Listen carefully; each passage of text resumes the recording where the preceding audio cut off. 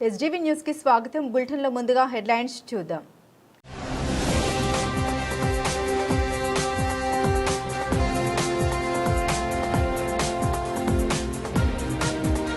AP brand పునరుద్ధరణతోనే భారీ పెట్టుబడులు. Google investment పై శుభాకాంక్షలు తెలిపిన ఎమ్మెల్యేలు, ఎంపీలతో సీఎం చంద్రబాబు.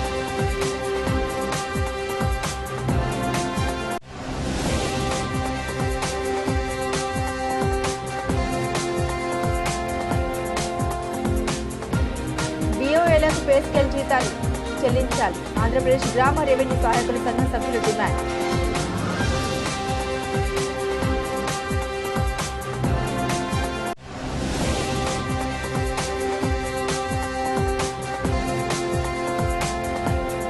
P4 పథకంలో భాగంగా పలు కుటుంబాలకు చెందిన 4గురికి తోపుడు బండ్లు పంపిణీ చేసిన సెంట్రల్ ఎమ్మెల్యే బోండా ఉమా.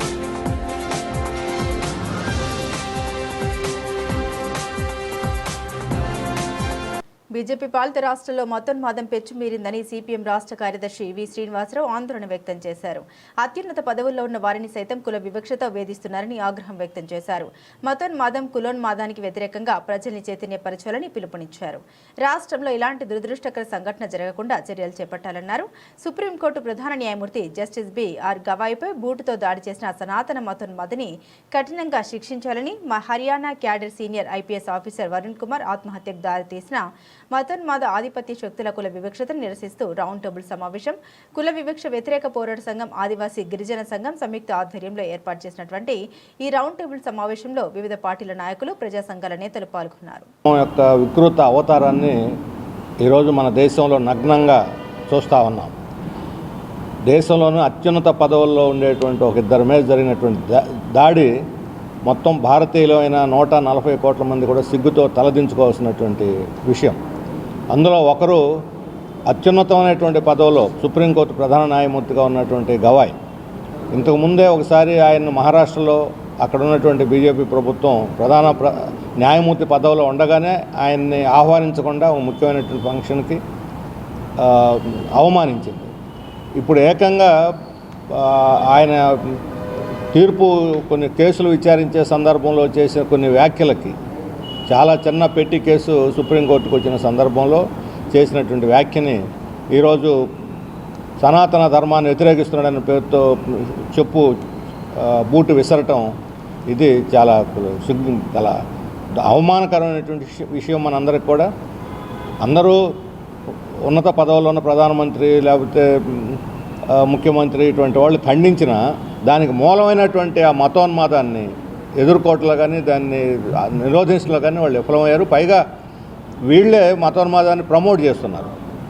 ఇక్కడ ఉప ముఖ్యమంత్రి ఎప్పుడు సనాతన ధర్మం గురించి మాట్లాడుతున్నారు. ఇదే సనాతన ధర్మం అయితే ఆ సనాతన ధర్మం అనేది మన సమాజానికి పనికిరాదు. వాళ్ళు ఏదో ఆవేశపడ్డారని, అసలు ఇటువంటిది ఎక్కడన్నా ఉందా మన చరిత్రలో, మన సమాజంలో అని చెప్పి అడుగుతున్నాను. ఏ పురాణాలు చెప్పారో వాళ్ళు దీన్ని చూపెట్టాలి. ఈయన సుప్రీంకోర్టు ప్రధాన న్యాయమూర్తే కాదు గవాయి, ఆయన బౌద్ధిస్టు, తన నమ్మిన సిద్ధాంతాన్ని కట్టుబడినటువంటి వ్యక్తి. బౌద్ధం అనేది భారతీయ సంస్కృతిలో భాగం, మన చరిత్రలో భాగం. బుద్ధుడు మనం గర్వించదగినటువంటి మొట్టమొదటి భారతీయ మెటీరియలిస్ట్, భౌతికవాది. శాంతిని, సామరస్యాన్ని, సమానత్వాన్ని కోరుకున్నటువంటి వ్యక్తి బుద్ధుడు. అంతకన్నా సనాతనం ఏమిటి? క్రీస్తుపూర్వం 500 సంవత్సరంలోనే భారతదేశ భవిష్యత్తును గురించి ఇలా ఉండాలని కలగన్నటువంటి బుద్ధుడు. ఇప్పుడు వీళ్ళు మనువాదం పేరుతోటి రాజ్యాంగాన్ని తొంగలో తొక్కి నేరుగా బహిరంగంగా చెప్పు విసరటం. అలాగే ఇప్పుడు ఐఏఎస్ పూర్ణ కుమార్, ఆయన ఐపీఎస్ ర్యాంకు హై ర్యాంకులో ఉన్నటువంటి వ్యక్తి, సీనియర్ ఐపీఎస్, డీజీపీ మొదలుకొని ఆ స్థాయిలో ఉన్నటువంటి డిఐజీ లేదా ఐజీ స్థాయిలో ఉన్న ఒక 5-6 ఆయన పట్ల అమానుషంగా అత్యంత సమర్థుడైనటువంటి ఒక పోలీస్ ఆఫీసర్ని కేవలం కులం ఆధారంగా అవమానించి తట్టుకోలేక ఆత్మహత్య చేసుకున్నటువంటి స్థితి ఇది. ఇటీవల కాలంలో దీని యొక్క తీవ్ర రూపం ఎలా ఉంది, కుల వ్యవస్థ యొక్క తీవ్ర రూపం అర్థమవుతుంది. అందుకని ఈరోజు కేవీపీఎస్ ఆదివాసీ గిరిజన సంఘాల ఆధ్వర్యంలో నడుస్తున్నటువంటి రౌండ్ టేబుల్ ఈ 2 ఘటనల్ని ఖండించడమే కాదు, దానికి వ్యతిరేకంగా సామాజిక న్యాయాన్ని కోరుకునేటువంటి ప్రతి ఒక్కరిని కూడా సమీకరించడానికి, రాష్ట్రంలో ఇలాంటి ఘటనలు మన రాష్ట్రంలో జరగకుండా నిరోధించడానికి అవసరమైనటువంటి ఒక ఉద్యమాన్ని నడపడానికి, ఒక అందరిని కూడా వాళ్ళ చైతన్యవంతం చేయడానికి, ప్రభుత్వంలో కూడా మన రాష్ట్రంలో ఇటీవల కాలంలో ఈ మతోన్మాదం పేటరేగిపోతుంది, ఆ ప్రమాదాన్ని నివారించడానికి, నిరోధించడానికి ఈ రౌండ్ టేబుల్ సమావేశం నిర్వహించినందుకు వారిని అభినందిస్తూ ఈ కుల వివక్ష, కులతత్వం, ఈ కుల రక్కసికి వ్యతిరేకంగా మన రాష్ట్రంలో ప్రతి ఒక్కరూ కూడా గొంతు విప్పాలని చెప్పి నేను విజ్ఞప్తి చేస్తున్నాను. దేశంలో రాష్ట్రాల్లో అనేక రాష్ట్రాల్లో దళితులపై దుర్మార్గమైన దాడులు కొనసాగుతూ ఉన్నాయి. వీటి నివారణ కోసం ఏమాత్రం కూడా కేంద్ర రాష్ట్ర ప్రభుత్వాలు ప్రయత్నం చేయట్లేదు.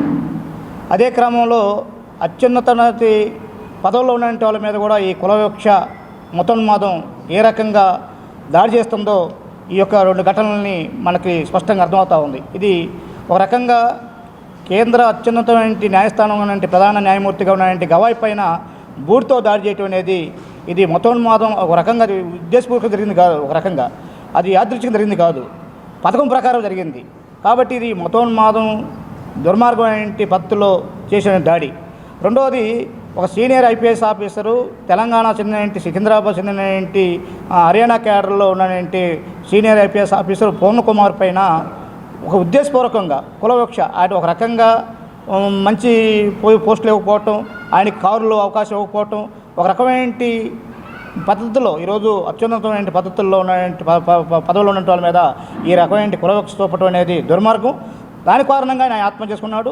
ఈ యొక్క ఆత్మహత్యకి సంబంధించి ఆయన ఒక 9 పేజీలు సూసైడ్ రాసిన పరిస్థితి. కాబట్టి ఈరోజు మేము కేవీపీఎస్గా, ఆదివాసీ గిరిజన సంఘాలుగా మేము డిమాండ్ చేస్తూ ఉన్న విషయం, ఈరోజు ఆ యొక్క సూసైడ్ నోటీసును బయటపెట్టాలి. అదే క్రమంలో ఒక పూర్ణ కుమార్ మీద జరిగిన ఆత్మహత్యకు సంబంధించిన కారకులు ఉన్నటువంటి వాళ్ళ మీద ఎవరైతే ఉన్నారో ఆయన భార్య ఐఏఎస్ ఆఫీసర్, ఆమె కేసు పెట్టింది. అక్కడ ఉన్నటువంటి హర్యానా సంబంధించిన డీజీపీ, అలానే మరో ఆఫీసర్లు ఈ రకంగా ఇబ్బంది పెట్టని చెప్పి ఆమె కేసు నమోదైంది. కాబట్టి ఈ కేసుని ప్రత్యక్షంగా పరిశీలన చేసి ఈ ఆత్మహత్య గల కారణాలని పరిశీలించని చెప్పి కోరుతా ఉన్నాం. అదే క్రమంలో ఈరోజు దళితుల మీద జరిగే దాడులతో పాటుగా ఈరోజు వ్యవసాయ కూలీల మీద కూడా ఆత్మహత్యలు పెరిగిపోతుందని చెప్పి నేషనల్ క్రైమ్ రిపోర్ట్ చెబుతా ఉన్నాయి. జాతీయ నేర రిపోర్టు చెప్పినట్టుగా దళితుల మీద దాడులు జరుగుతూ ఉన్నాయి, వ్యవసాయ కూలీల మీద ఆత్మహత్యలు జరుగుతూ ఉన్నాయి. కాబట్టి వీటి మీద ప్రత్యక్షమైన పరిశీలన చేసి వీటి నివారణ కోసం పాలకులు ప్రయత్నం చేయాలి, కానీ చేయట్లా. ఈ మధ్యకాలంలో మనం పరిశీలిస్తే బీజేపీ పాలిటీ రాష్ట్రాలుగా ఉన్నాయంటే ఉత్తరప్రదేశ్, రాజస్థాన్, బీహార్తో పాటుగా మన తెలుగు రాష్ట్రాలు కూడా ఉన్నాయని చెప్పి జాతీయ క్రైమ్ రిపోర్ట్ చెబుతా ఉన్నాయి. కాబట్టి ఈ రిపోర్ట్ను ఆధారం చేసుకునైనా వీటి నివారణ కోసం ప్రయత్నం చేయాలి. నివారణ కోసం ప్రయత్నం చేయకుండా ఈరోజు బాధితులకు రక్షణ కల్పించుకునే పరిస్థితి ఉంది. ముద్దాయిల్ని కాపాడటం కోసం ఈరోజు పాలకులు ప్రయత్నం చేస్తూ ఉన్నారు.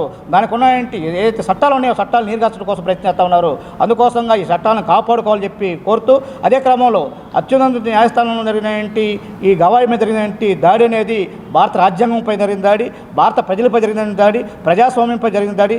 ఈ దాడులకు వ్యతిరేకంగా అందరూ ఐక్యంగా ఉద్యమం చేయాలనే ఉద్దేశంతోనే ఈరోజు కేవీపీఎస్, ఆదివాసీ గిరిజన సంఘం రౌండ్ టేబుల్ సమావేశం జరుగుతూ ఉంది. ఈ సమావేశంలో పాల్గొనే అన్ని సంఘాలు కూడా తన అభిప్రాయం చెప్పి ఒక కార్యాచరణ కోసంగా ప్రయత్నం చేస్తామని చెప్పి తెలియజేస్తా ఉన్నా. కేవీపీఎస్ మరియు మానవ హక్కుల కోసం పోరాడే అనేక సంఘాల ఆధ్వర్యంలో జరుగుతున్నటువంటి ఈ రౌండ్ టేబుల్ కాన్ఫరెన్స్ ఏర్పాటు చేసిన కేవీపీఎస్ వారికి ధన్యవాదాలు తెలియజేస్తూ, ఈ రోజున అనేక మంది సనాతన ధర్మం అని మాట్లాడుతూ భారతదేశంలో రాజ్యాంగాన్ని, రాజ్యాంగ హక్కుల్ని, మానవ హక్కుల్ని హరించే విధంగా తీవ్ర ప్రయత్నం చేస్తున్నారు.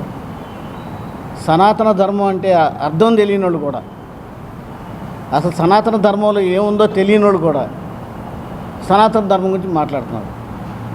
సనాతన ధర్మాన్ని స్పష్టంగా క్లియర్గా అర్థం చేసుకుంటే ఈ భారతదేశంలో ఒక 10-15% ప్రజలకే హక్కులు ఉన్నాయి. మిగతా 90% ప్రజలకే హక్కులు లేవు.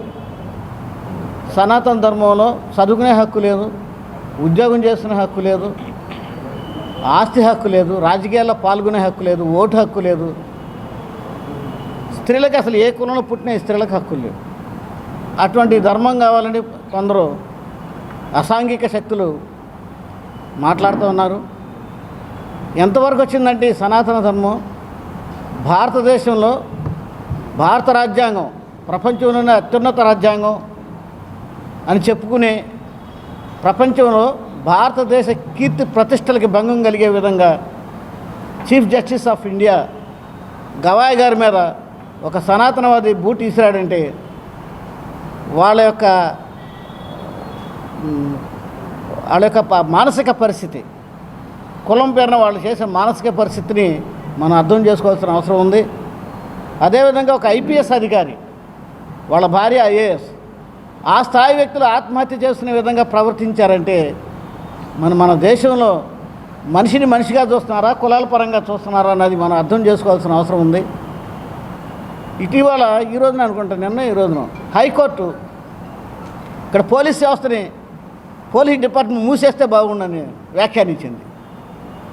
అంటే ఏ విధంగా మనుషుల్ని మనిషిగా గౌరవించి మానవ హక్కుల్ని రాజ్యాంగ హక్కులు కాపాడవలసినటువంటి వ్యవస్థలో ఆ వ్యవస్థలో ఉన్న ఎస్సీలని టార్గెట్ చేస్తూ ఈ రకంగా చేయటం భారతదేశ ఐక్యతకి భారతదేశంలో రాజ్యాంగ హక్కులకి తీవ్రమైనటువంటి ప్రమాదం ఏర్పడింది.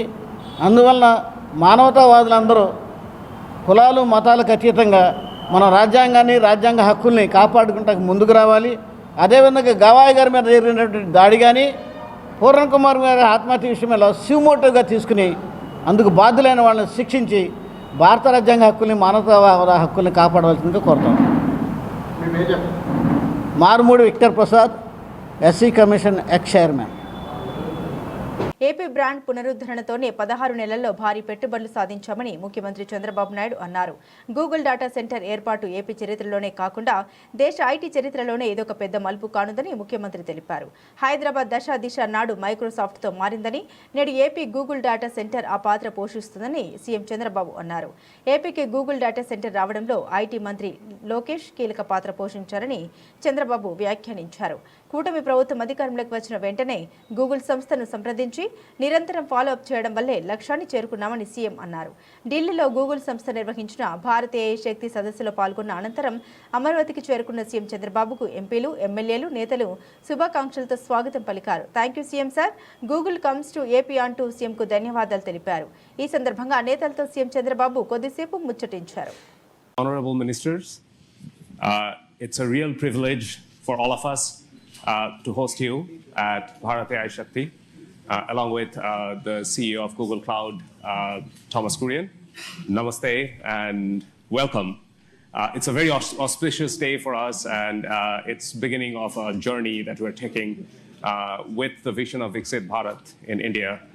In that context, Minister Sitaraman, as initiatives like this AI Hub that we are doing in India, that underscores India's growing digital leadership, how do you think policy and institutional framework they would continue to create an environment that would nurture innovations, first of all, but then position India as the absolute leading country in both global technology and the AI revolution that we're seeing around the world? Thank you, and congratulations for the launch today. And I'm sure it's going to augur well for the sector. And also, I think, if I'm not too much in a haste to add a dimension which I would have loved to bring in a bit later, launching it and also landing the cables in Andhra Pradesh, I think, speaks so much about the synergy between progressive policy making and also dynamism in decision making in governance. Because several things can be in the files and in the papers, but when execution happens with the visionary leadership, like I would say the policies and the strategies which Honorable Prime Minister Narendra Modi ji brings into India, and you can see that between 2014 and today, several such policy enablers have been part of the policy here, governance here. And so with the Chief Minister, I think, Shri Chandrababu Naidu Garu, who has in earlier several stints shown us what he can, particularly in the IT sector, particularly in taking digital, templates to the public, has done. And therefore, I think it is just the right place to land in, and also the right country to be in. So the specific thing about your question is the temperament and the vision of the leadership itself has been tested and tried over decades, whether when he was a chief minister in Gujarat or subsequently on becoming the prime minister of the country. And you also have a very technically savvy minister taking the lead. And as a result, you're constantly pushing the policy. The new technologies that are coming in, it's going to be instrumental to building India, the center of AI revolution that's happening. Chief Minister Naidu, you have been instrumental in shaping Hyderabad as the global tech capital with the high-tech city. Now, with Vizag being the first AI hub at this scale in India, how do you envision Andhra Pradesh becoming the center of high-tech as well as AI in India? Very nice of you for your positive comments on me. This is a very, very auspicious day and also very, very happy day for me, not only for me, for all of us. First of all, I have to thank Honorable Prime Minister. He has made it possible. After that, our Finance Minister, Her Excellency, she has done very well. Anyway, our IT Minister, he has done, when I mooted the idea, he was very positive. Google has to come to India, that is the attitude. And also our IT Minister, he also worked with you. All the way he came to your office. He spent so much of time. At that time he briefed me. After that we had a meeting. We thought we had to complete 12 months time. Now 1 month, 13 months we are able to clinch it. I am proud of you. Amen. Always I am a great admirer of Google. Your creativity, your speed, that is very, very important. Just now, our friend has shown transformational changes in information technology. Fortunately, I was associated all these phases. From iTech City and IT promotion, started in Hyderabad, that is late 90s. Today, 2025, we are talking about data center and artificial intelligence. Really, it is very inspiring. And also Visakhapatnam, at that time Hyderabad, now Visakhapatnam. Even Hyderabad, I brought Microsoft at that time. First time Microsoft has come to Hyderabad. Today, Google has come to Visakhapatnam. We are very happy. ఢిల్లీలో గూగుల్తో అవగాహన ఒప్పందం కుదుర్చుకున్న అనంతరం అమరావతి చేరుకున్న ముఖ్యమంత్రి చంద్రబాబు నాయుడు గారికి మంత్రి నారా లోకేష్ గారికి పలువురు మంత్రులు, ఎమ్మెల్యేలు, కార్పొరేషన్ చైర్మన్లు, నేతలు ఘన స్వాగతం పలికారు. Thank you CM sir, Google comes to AP నినాదాలతో కూడిన ప్లకార్డులతో నేతలు స్వాగతం పలికారు. ఏపీకి గూగుల్ సంస్థను తీసుకొచ్చేందుకు గాను కృషి చేసిన సీఎం చంద్రబాబు మంత్రి లోకేష్ కు శుభాకాంక్షలు తెలిపారు.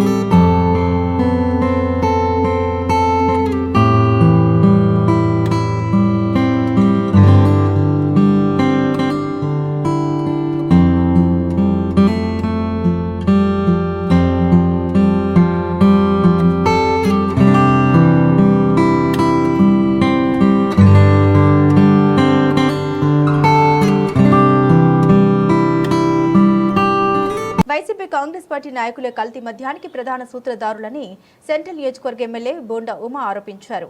గత 5 ఏళ్లలో కల్తీ మద్యాన్ని వాడుకలోకి తీసుకొచ్చి అనేక మంది ప్రాణాలు కోల్పోయేలా చేశారని ఆయన మండిపడ్డారు. తప్పు చేసిన వైసీపీ నాయకులు ఇప్పుడు మా ప్రభుత్వంపై నిందలు వేస్తున్నారని బోండా ఉమా విమర్శించారు. నిజం ఎన్నాళ్ళు దాగదని, ఎప్పటికైనా వెలుగులోకి వస్తుందని తెలిపారు. వైసీపీ నాయకుడు జోగి రమేష్ చేసిన వ్యవహారాలు ఇప్పటికే బయటపడ్డాయని పేర్కొన్నారు. కల్తీ మద్యం తయారీ విక్రయంలో పాల్పడ్డ వారందరికీ తప్పకుండా శిక్ష పడుతుందని హెచ్చరించారు. ఈ ఘటనపై ఏర్పాటైన సిట్ ద్వారా పాత్రధారులు, సూత్రధారులందరూ బయటకు వస్తారని బోండా ఉమా స్పష్టం చేశారు. కల్తీ మద్యానికి ప్రథమ తయారీదారులు వైఎస్ఆర్ కాంగ్రెస్ పార్టీ నాయకులు. వీళ్ళు గత 5 సంవత్సరాలుగా 2019-24 మధ్య 25 సంవత్సరాలలోపు విరివిగా కల్తీ మద్యాన్ని వాడుకలో తీసుకొచ్చారు. వేల మంది ప్రాణాలు గాల్లో కలిసిపోయినాయి. ఇవాళ ఈ ప్రభుత్వాన్ని, గత ప్రభుత్వంలో ఉన్నటువంటి మద్యం మీద ఉన్నటువంటి 3,500 కోట్ల రూపాయల కుంభకోణాన్ని వెలికి తీసి దర్యాప్తు జరుగుతున్నటువంటి సమయంలో ఈరోజు కుట్ర చేసి మళ్ళీ జోగి రమేష్ వీళ్ళందరినీ ముందు పెట్టి కల్తీ మద్యం ప్లాంట్లు పెట్టి ఈ ప్రభుత్వం మీద మచ్చ తేవాలని చూస్తూ ఉన్నారు. నిజం దాగదు, నిజం ఆలస్యం అవుద్దాం కానీ నిజం దాగదు. ఇవాళ ఆ నిజం బయటపడింది. నువ్వు ఫోన్లో వాట్సాప్లతో వాళ్ళకి సమాచారం ఇచ్చావో, వాట్సాప్లతో వాళ్ళకి సంప్రదించావో అవన్నీ కూడా బయటకు వచ్చినాయి. నిజం నిప్పు లాంటిది. 4 రోజులు ఆలస్యం అవ్వచ్చు కానీ అన్నీ బయటపడినాయి. ఇవాళ దొంగలు దొరికిపోయారు. ఖచ్చితంగా వీళ్ళందరూ చట్టపరంగా శిక్షిస్తారు. వీళ్ళందరినీ కల్తీ మద్యం ఎక్కడైతే ఇబ్బరింపట్నంలో కానీ, మొలకల చెరువులో కానీ, మరో ప్రాంతంలో కానీ ఎక్కడున్నా సరే పట్టుకుంటాం. దానికి సంబంధించిన మూలాలు బయటకు తీస్తాం. సిట్టు దర్యాప్తు వల్ల రేపు రాబోయే రోజుల్లో మొత్తం దీని వెనకాల ఉన్నటువంటి పాత్రధారులు, సూత్రధారులు అందరూ కూడా బయటపడతారు. బయటపడినాక జైలుకి వెళ్తారు. కోర్టులో చట్టపరంగా చర్యలు కూడా వెళ్ళుకుంటాయని తెలియజేస్తారు. వివో ఏళ్లకు పే స్కేల్ జీతాలు చెల్లించాలని ఆంధ్రప్రదేశ్ గ్రామ రెవెన్యూ సహాయకుల సంఘ సభ్యులు డిమాండ్ చేశారు. నైట్ డ్యూటీలు రద్దు చేయాలని, డిఏను జీతంలో కలపాలని కోరారు. నామినీలను వీఆర్ఏలుగా గుర్తించాలని, VRO, attender, watchmen, record assistant తదితర ఖాళీ పోస్టుల భర్తీలు 70% పోస్టులు వీఆర్ఏలకు కేటాయించాలని డిమాండ్ చేశారు. కోరుతూ ఆంధ్రప్రదేశ్ గ్రామ రెవెన్యూ సహాయకుల సంఘ ఆధ్వర్యంలో వీఆర్ఏలు తమ న్యాయమైన డిమాండ్లను పరిష్కరించాలని కోరుతూ గాంధీనగర్లోని ధర్నా చౌక్లో రిలే నిరాహార దీక్షలు నిర్వహించారు. తమ డిమాండ్లు పరిష్కరించాలంటూ నినాదాలు చేశారు. ఈ సందర్భంగా సంఘ ప్రతినిధులు మాట్లాడారు. తమ సమస్యల పరిష్కారం కోసం నేడు, రేపు రిలే నిరాహార దీక్షలు నిర్వహిస్తున్నామని, 15వ తేదీన మహాధర్నా కార్యక్రమం నిర్వహిస్తున్నట్టు తెలిపారు. కూటమి ప్రభుత్వం అధికారంలోకి వచ్చి 15 నెలలు అయినా ఏ ఒక్క సమస్య పరిష్కరించలేరన్నారు. వీఆర్ఏలకు 8 సంవత్సరాల నుండి ₹1 కూడా వేతనం పెంచలేదని, కూటమి ప్రభుత్వం వస్తే వీఆర్ఏల సమస్యలు పరిష్కారం అవుతాయని ఆశించామన్నారు. కానీ కూటమి ప్రభుత్వం రావడంతోనే వీఆర్ఏలపై అక్రమ డ్యూటీలు, నైట్ డ్యూటీలు, ఇసుక ర్యాంపుల వద్ద డ్యూటీలు, బిఎల్ఓ డ్యూటీలు, రీఎస్సర్వేల పేరుతో సొంత గ్రామాల్లోనే కాకుండా వీఆర్ఏలతో ఇతర గ్రామాల్లో అక్రమ డ్యూటీలు చేయించడం వల్ల ఆర్థికంగా చితికిపోయారని తెలిపారు. వీఆర్ఏలతో చర్చలు జరిపేందుకు ప్రభుత్వం ముందుకు రావడం లేదన్నారు. తెలంగాణలో అమలవుతున్న విధంగా పే స్కేల్ అమలు చేయాలని వారు కోరారు. షేక్ బందగీ సాహెబ్, ఆంధ్రప్రదేశ్ గ్రామ రెవెన్యూ సహాయాల సంఘం రాష్ట్ర అధ్యక్షుడు. ఈరోజు వీఆర్ఏలు తమ సమస్యలు పరిష్కారం చేయాలని విజయవాడ అలంకార్ సెంటర్ వద్ద రీలే నిరాహార దీక్ష 2వ రోజు నిర్వహించడం జరుగుతుంది. అయితే రేపు వీఆర్ఏల సమస్యల పరిష్కారం కొరకు రాష్ట్ర వ్యాప్తంగా ఉన్న వీఆర్ఏలందరూ మా సమస్యల పరిష్కారం కొరకు విజయవాడ అలంకార్ సెంటర్ వద్ద కదం తొక్కుతున్నాము. మా సమస్యలు పరిష్కరించకుండా ఈ ప్రభుత్వం ఇంతవరకు నిర్లక్ష్య వైఖరి అవలంబిస్తుంది. దాదాపు 8 సంవత్సరాల నుండి వీఆర్ఏలకు ₹1 కూడా వేతనం పెరగలేదు. కూటమి ప్రభుత్వం అధికారంలోకి వచ్చి 15 నెలలు గడుస్తున్నా కానీ ₹1 కూడా వేతనం పెంచకపోగా అక్రమ డ్యూటీల పేరుతో నైట్ వాచ్మెన్ డ్యూటీలు, అటెండర్ డ్యూటీలు, ఇసుక ర్యాంపుల దగ్గర డ్యూటీలు, రైస్ మిల్లుల దగ్గర డ్యూటీలు, బిఎల్ఓ డ్యూటీలు, కంప్యూటర్ ఆపరేటర్ డ్యూటీలు, అన్ని రకాల డ్యూటీలు రీసర్వే పేరుతో సొంత గ్రామమే కాకుండా వీఆర్ఏ ఆ మండలంలో ఉన్న ఇతర గ్రామాలకు కూడా పంపించి రీసర్వే పనులు చేయించడం, అన్ని అక్రమ డ్యూటీలు ఎక్కువ భారమైపోయాయి. ఈ అక్రమ డ్యూటీలతో మా యొక్క వేతనాలు ₹11,000తో ఈరోజు వీఆర్ఏలు బతకలేక ఆర్థికంగా చితికిపోతున్నారు. కానీ ప్రభుత్వం మాత్రం ప్రతిపక్షంలో ఉన్నప్పుడు మా ప్రభుత్వం అధికారంలో రాగానే మీ సమస్య పరిష్కరిస్తామని హామీ ఇచ్చారు.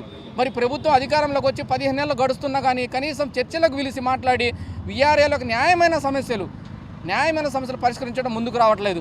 పక్క రాష్ట్రాల్లో, తెలంగాణ రాష్ట్రాలలో వీఆర్ఏలకు పే స్కేల్ అమలు చేస్తున్నారు. ఇక్కడ కూడా పే స్కేల్ అమలు చేయాలని మా ప్రాథమిక డిమాండ్ కూడా ముందుకు పెట్టాం. నామినీలుగా పనిచేస్తున్నారు.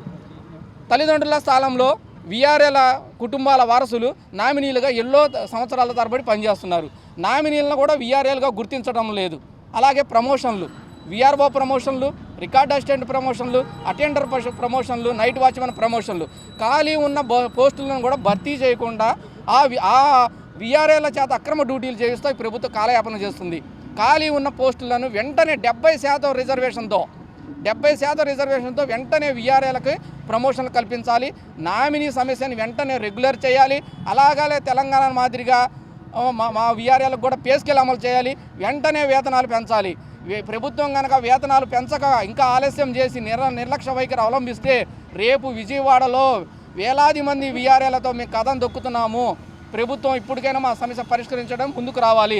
రాని ఏడల రాష్ట్ర వ్యాప్తంగా వీఆర్ఏలు కూడా మేము సమ్మెకు కూడా పోవడానికి ముందు వెళ్ళిపోతున్నాం. కాబట్టి మీరు ప్రభుత్వం మా సమస్యలు పరిష్కరించాలని కోరుతున్నాం. ఎస్కే రెహమాన్, రాష్ట్ర ప్రధాన సహాయ కార్యదర్శి. ఈ రోజున మేము వీఆర్ఏలో పడుతున్న బాధలు, ఈరోజు చాలీ జీతంతో ఉద్యోగాలు చేస్తూ ఉన్నాం.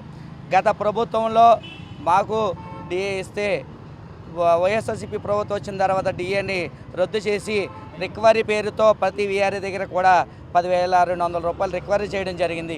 అప్పటి నుంచి మేము తపతపాలుగా చేస్తూ ఉంటే ఆ ప్రభుత్వంలో లాస్ట్గా 500 రూపాయలు జీతంతో కూడిన జీతం ఇచ్చి 500 రూపాయలు దించుకున్నారు తప్ప వీఆర్ఏల సమస్యలు ఏమీ కూడా నెరవేరలేదు. ఈ యొక్క కూటమి ప్రభుత్వం వచ్చిన తర్వాత మొట్టమొదటిగా మేము ఈ అలంకార్ సెంటర్లో మా వీఆర్ఏల కోసం ఈ రిలే నిరాధ్యక్షులు 13, 14, 15 తారీఖున మహాధరణ కార్యక్రమాన్ని పెట్టడం జరిగింది. ఎందుచేతనంటే ఈ రోజున్న పరిస్థితుల్లో ఈ 11,000 రూపాయలు జీతంతో బతకలేని పరిస్థితుల్లో వీఆర్ఏలు ఉన్నారు. మేము చదివించుకోవాలంటే పిల్లల్ని చాలా ఖర్చులు అవుతూ ఉన్నాయి.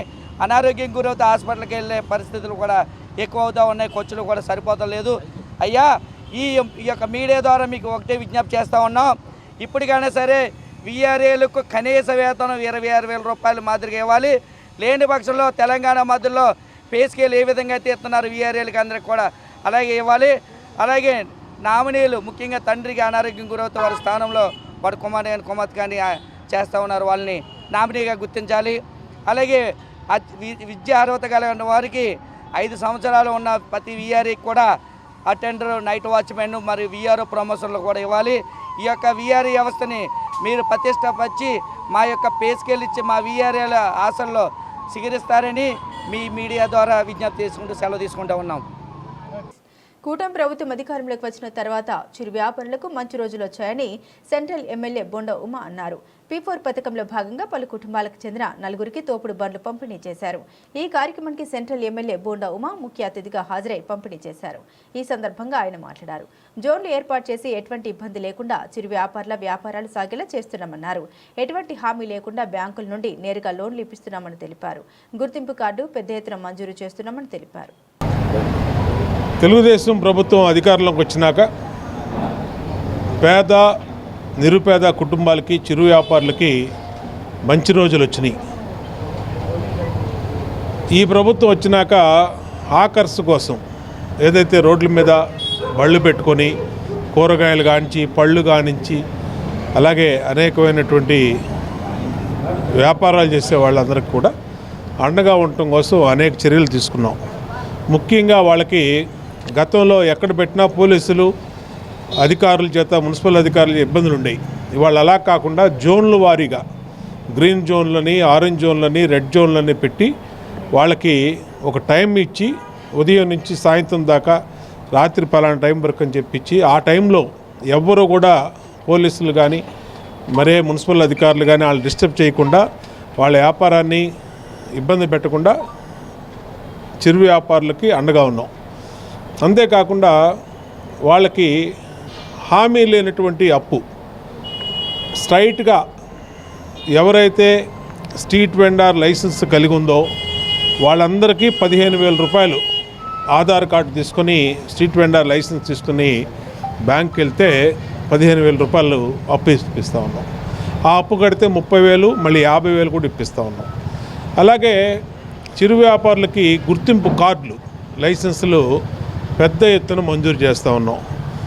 ఇవన్నీ చేయటం వల్ల చిరు వ్యాపారులందరూ కూడా ప్రతిరోజు 1,500 నుంచి 2,000 రూపాయలు సంపాదించుకుంటూ ఉన్నారు. సంక్షేమ పథకాలు 3,000 పింఛన్ 4,000 రూపాయలు చేయటం కానీ, తల్లికి వందనం కానీ, అలాగే గ్యాస్ బండ్లు కానీ, అన్నా క్యాంటీన్లు కానీ, అలాగే ఈ చిరు వ్యాపార లైసెన్సులు ఇచ్చి వాళ్ళని ప్రోత్సహించడం కానీ ఎన్నిటి వల్ల వాళ్ళకి ప్రశాంతంగా బతకగలుగుతూ ఉన్నారు. ఏది ఏవైనా ఈ ప్రభుత్వం పేద వర్గాలకు అండగా నిరంతరం పనిచేస్తూ ఉంది. రాబోయే రోజుల్లో మరింతగా చేస్తాం. ఈరోజు మా 63వ డివిజన్లో డివిజన్ పార్టీ అధ్యక్షుడు లబ్బా వైకుంఠం, అలాగే ఇన్ఛార్జి మన మోత్కూరి కాసిమ్ము, ప్రధాన కార్యదర్శి కోలా సీను, అలాగే క్లస్టర్ ఇన్ఛార్జిగా ఉన్న బత్తుల కొండ, మా చెల్లెలు మన లబ్బా దుర్గా, మరి వీళ్ళందరూ ఆధ్వర్యంలో ఆ డివిజన్లో 4 బళ్ళు ఇచ్చాం. ఇప్పటికీ నేను శాసనసభ్యుడైన ఈ 16 నెలల్లో 200 బళ్ళు పైగా చిరు వ్యాపారులకి ఉచితంగా ఇచ్చి వాళ్ళకి అండగా ఉన్నాం. డివిజన్ల వారీగా అందరికి ఇస్తూ ఉన్నాం. టిఫిన్ బళ్ళు కానీ, ఇస్త్రీ బళ్ళు కానీ, వ్యాపారం చేసుకునే తోపుడు బళ్ళు కానీ ఇస్తాం వల్ల వాళ్ళు సంతోషంగా ఉన్నారు. ఏదేమైనా దేవుడు మాకు ఇచ్చినటువంటి శక్తి మేరకు అందరికీ కూడా సహాయం చేయడంలో ముందుంటాం. అటు ప్రభుత్వ పరంగా, ఇటు సొంతంగా, అలాగే దాతలు ఇచ్చిన సహకారంతో అన్ని రకాలుగా పేదవారికి అండగా ఉంటామని తెలియజేస్తాం. ఈరోజు సెంట్రల్ ఎమ్మెల్యే శ్రీ బోండా మహేశ్వరరావు గారి ఆధ్వర్యంలో సెంట్రల్ ఆఫీస్ సింగనగర్ నందు 4 తోపుడు బండ్లు అనేది నిరుపేద మహిళలకు అనేది ఇచ్చారు. వీళ్ళు ప్రతి నెల 1,000 రూపాయలు అద్దె కట్టుకుంటున్నారంట. అందుమూలన ఉమాగారి దగ్గర వీళ్ళందరూ అర్జీ పెట్టుకున్నారు. మాకు జీవనోపాధికి ఏదైనా ఇప్పించాడని చెప్పేసి అని కోరుకోగా ఉమా అన్నయ్య వెంటనే స్పందించి వీళ్ళందరికీ 4 తోపుడు బండ్లు అందజేశారు. మా 63వ డివిజన్కి ఇప్పటివరకు 15 బండ్లు అనేది అందజేశారు. P4 పథకం అనేది ప్రభుత్వ పరంగా కాకపోయినా అన్నయ్య చొరవతోటి సొంత నిధులతోటి ఈ డబ్బులు అనేది సొంత నిధులతో వీళ్ళకి బండ్లు అందజేశారు. మా ఉమా అన్నయ్యకి 63వ డివిజన్ తెలుగుదేశం పార్టీ కమిటీ తరపున హృదయపూర్వకంగా నమస్కారాలు మేమందరం తెలియజేసుకుంటున్నాము. నిరుపేద మహిళలు అనేది వీళ్ళు ఈ బండి వ్యాపారం చేసుకున్నంతకాలం మా అన్నయ్యని గుర్తుపెట్టుకుంటారు. ధన్యవాదాలు. ప్రైవేటు హాస్పిటల్ సేవలకు దీటుగా ప్రభుత్వ ఆసుపత్రిలో సేవలు అందిస్తున్నామని ఎంపీ కేశినేని శివనాథ్ తెలిపారు. కూటమి ప్రభుత్వం ప్రజా ఆరోగ్యానికి పెద్దపీట వేస్తుందని తెలిపారు. వైద్యులు కొన్ని రిక్వైర్మెంట్స్ అడిగారని వాటిని త్వరలోనే వాళ్లకు అందజేస్తామని ఎంపీ వెల్లడించారు. ఎప్పటికప్పుడు కొత్త టెక్నాలజీని అందుబాటులోకి తీసుకొస్తున్నామన్నారు. గవర్నమెంట్ హాస్పిటల్లో అభివృద్ధిపై సమీక్ష సమావేశం నిర్వహించారు. ఈ సమావేశంలో ఎంపీ కేశినేని శివనాథ్, జిల్లా కలెక్టర్ లక్ష్మీషా, ఎమ్మెల్యే బోండా ఉమా మహేశ్వరరావు పాల్గొని ప్రభుత్వ హాస్పిటల్లో ఏమేం లోటుపాట్లు ఉన్నాయనే అంశంపై ఉన్నతాధికారులతో చర్చించారు. ఈ సందర్భంగా ఎంపీ కేశినేని శివనాథ్ మాట్లాడారు. హాస్పిటల్లో అభివృద్ధి కార్యక్రమాలపై సమీక్ష నిర్వహించామని, తాము ఊహించిన దానికన్నా డాక్టర్లు ఎక్కువ అభివృద్ధి చేస్తున్నారన్నారు. పెద్ద హాస్పిటల్స్లో అవని ఆపరేషన్స్ ప్రభుత్వ హాస్పిటల్లో చేసి కేసులు సాల్వ్ చేస్తున్నారని తెలిపారు. వైద్యులు కొన్ని రిక్వైర్మెంట్స్ అడిగారని వాటిని త్వరలోనే వాళ్లకు అందజేస్తామని వెల్లడించారు. ఎప్పటికప్పుడు కొత్త టెక్నాలజీని అందుబాటులోకి తీసుకొస్తున్నామన్నారు. త్వరలో కన్స్ట్రక్షన్ రెడీ అయిపోతే మరిన్ని అధునాతన పరికరాలతో ప్రజలకు సేవలు అందించేందుకు సిద్ధంగా ఉన్నామని స్పష్టం చేశారు. పేదవాడి కోసం ప్రభుత్వం ఎప్పుడూ అండగా ఉంటుందని ఎంపీ కేశినేని చిన్ని హామీ ఇచ్చారు.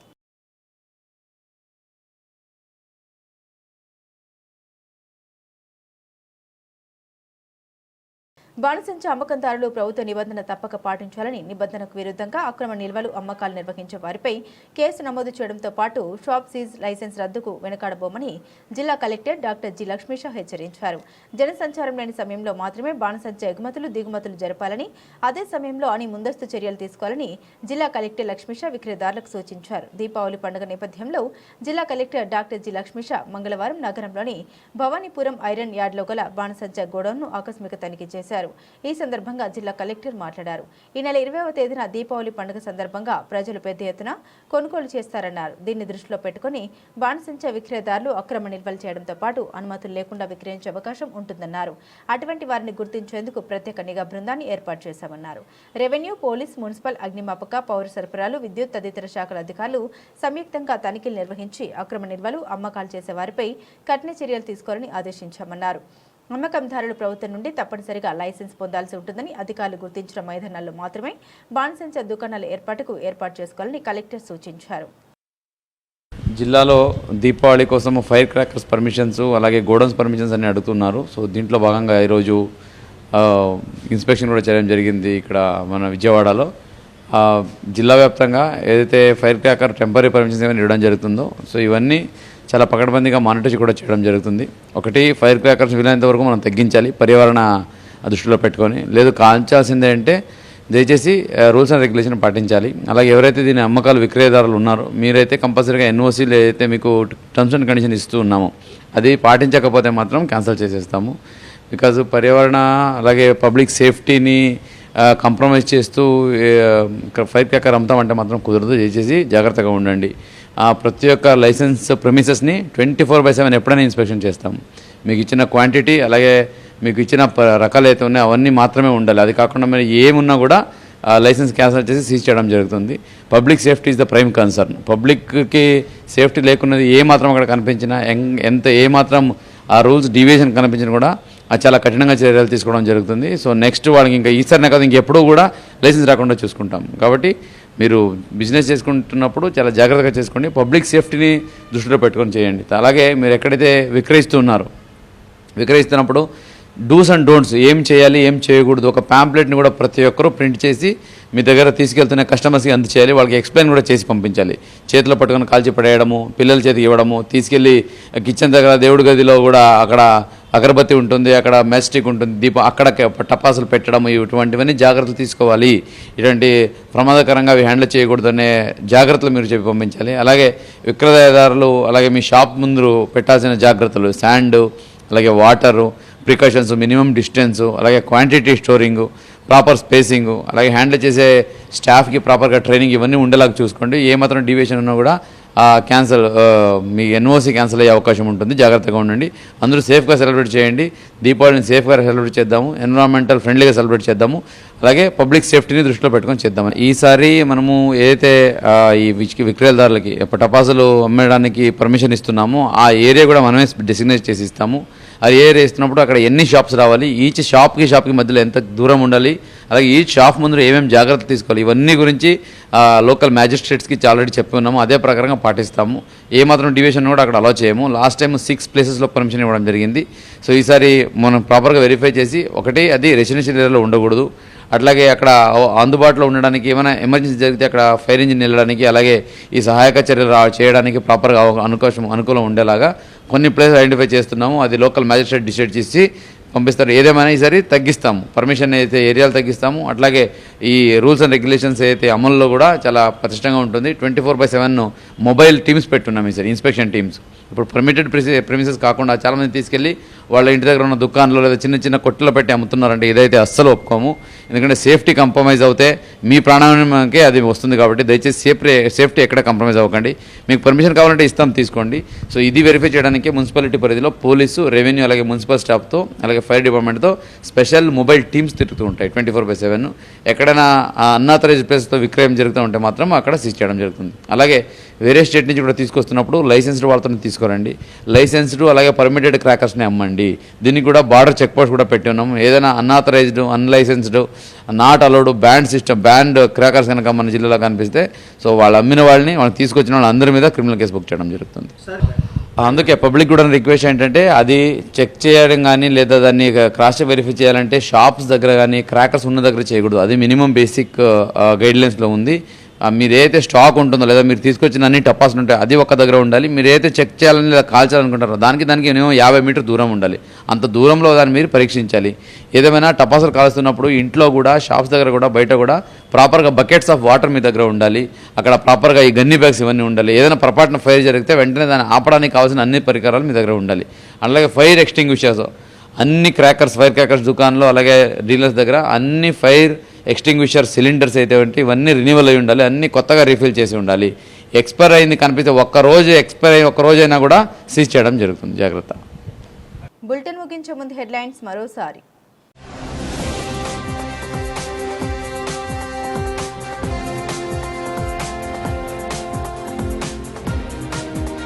ఏపీ బ్రాండ్ పునరుద్ధరణతోనే భారీ పెట్టుబడులు, గూగుల్ ఇన్వెస్ట్మెంట్ పై శుభాకాంక్షలు తెలిపిన ఎమ్మెల్యేలు, ఎంపీలతో సీఎం చంద్రబాబు.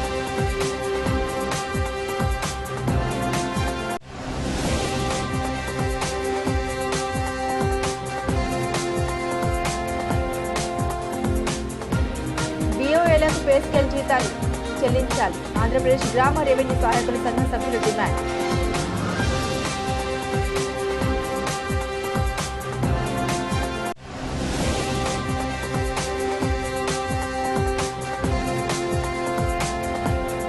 P4 పథకంలో భాగంగా పలు కుటుంబాలకు చెందిన 4కి తోపుడు బండ్లు పంపిణీ చేసిన సెంట్రల్ ఎమ్మెల్యే బోండా ఉమా.